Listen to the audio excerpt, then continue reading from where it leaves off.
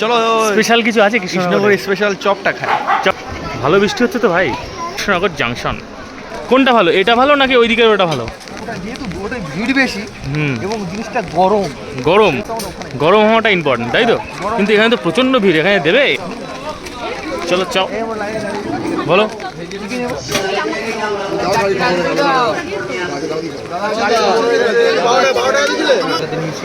ডিম চিংড়ি স্টাফিংটা শুধু একটু দেখাচ্ছি।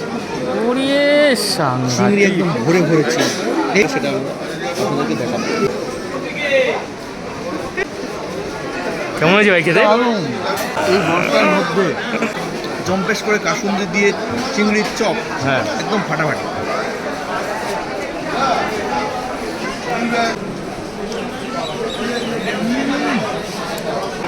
দুই পেটুক খাচ্ছে